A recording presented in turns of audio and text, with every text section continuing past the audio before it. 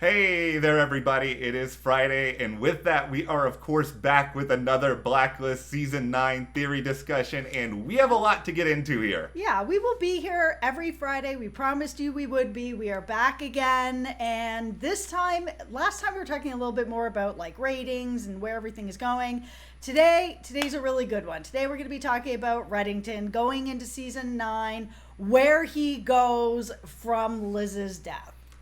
The honest truth is, they didn't give us much at all, like they gave us pretty much zilch, other than that Liz is supposedly dead. Yep. So we have 5 different things we've thought about. Now, this is not, like, exclusively the only 5 possibilities. I'm sure there's a lot more. You guys can share some of them in the comments. Yeah, but these are the 5 that we thought of where we think that this can go for Reddington and what his focus could be going forward. Now, before, though, we do get into any of this, of course, like we said, we are here every Friday, so why not hit that subscribe button? We have a lot of stuff coming up related to the Blacklist, and we don't want you guys to miss any of it. We also have a lot of other shows that are coming up and that we're covering right now, like Bachelorette, Big Brother has kicked off. We have daily updates on that. Animal Kingdom, Power Book 3, American Horror Stories. There's a lot this summer, so hit that subscribe button and be sure to follow us over on Instagram at Matt and Jess TV.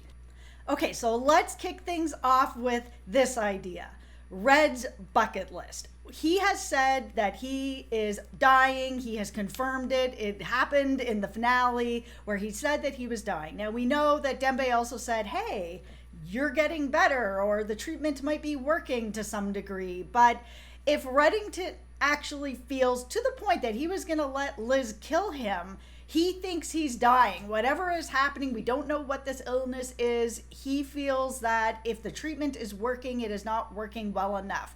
So could season 9 be Reddington sort of checking things off his bucket list? Because I'm not sure how many more seasons we're going to get past 9. We might get a whole bunch. But it would then bring us back to sort of a little bit of a procedural feel. If it's sort of like every week, what is he going to be doing this week?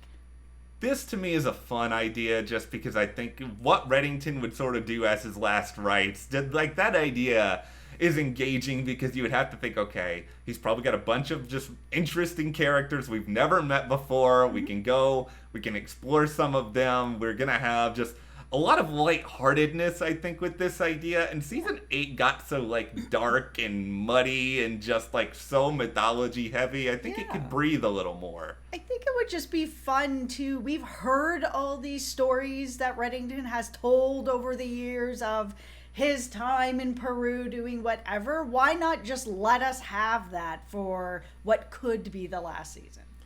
The next sort of idea that I've at least got going on in my head is one that I thought of just immediately after the finale, and it's not one I really necessarily want, it's just what I'm worried about, because they showed in the closing seconds of that episode, Wrestler running over to Liz, and I feel like they're trying to go down this road of, okay, now Reddington and Dembe have taken off, Wrestler's gonna feel like Reddington is responsible, even if he didn't pull the trigger. We know Van Dyke did, but he's going to blame Reddington for what happened. Is he going to try to then convince the task force? And then are we getting Red versus the task force through all of season 9? Yeah, it's possible. Or it's possible that we might just end up with Wrestler versus Reddington versus the task force. I mean, we could see a situation where Wrestler kind of branches off on his own, sort of looking for revenge of what happened to Liz.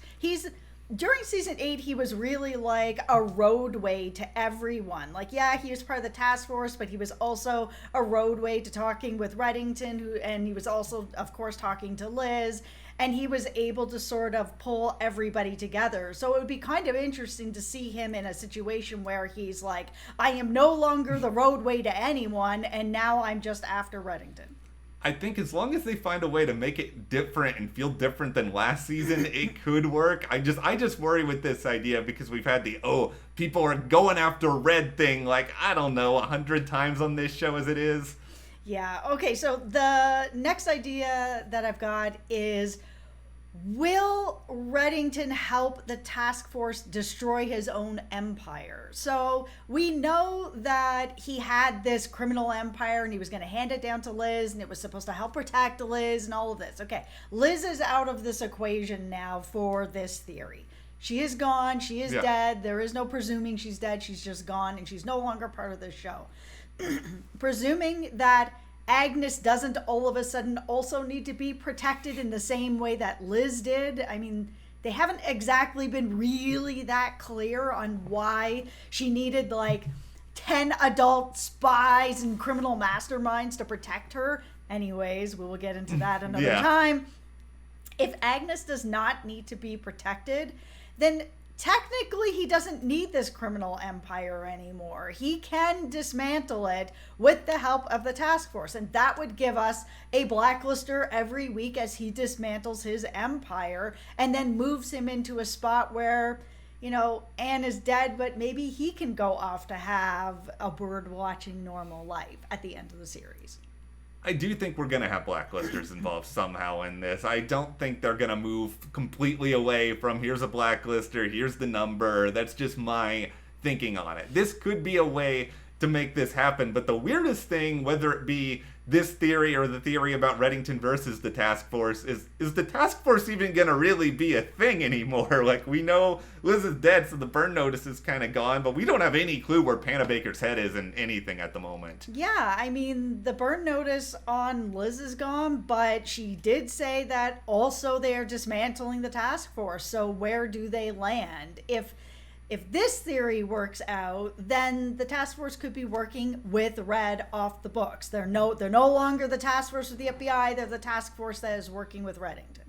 Yeah, and I could see a lot of different ways they could go with all of this sort of stuff. I want the task force to have a clearly defined role where each person has something to do, because season 8, like, Aram didn't have anything for most of the entire year. No, Aram didn't really have anything to do. Park didn't really have anything to do. Cooper had some stuff to do at the beginning, but then the task force just didn't have a proper role anymore.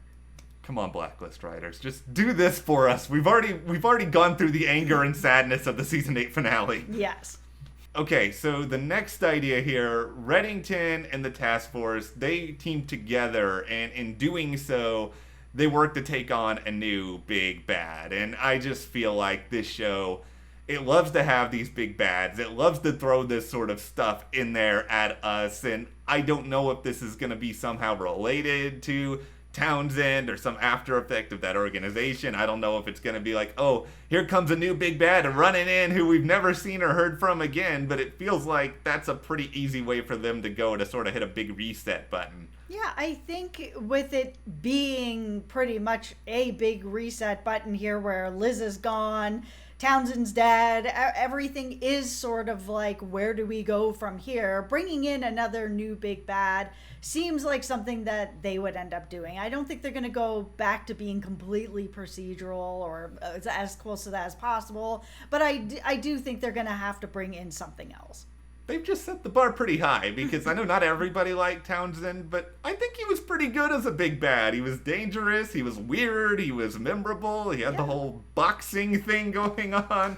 Okay, so the last thing that we've got going on here is protecting Agnes, and I touched a little bit on that earlier, that I was feeling a little bit like, why does she need to, who's she being protected from? Like, what is the big thing about her being protected? And if this is the way that it's gonna go, then, you know, is this just gonna be sort of like, you know, those quests you get in games where you have somebody with you and you just have to like escort them around and like protect them? I don't want to watch a whole season of like a quest like that.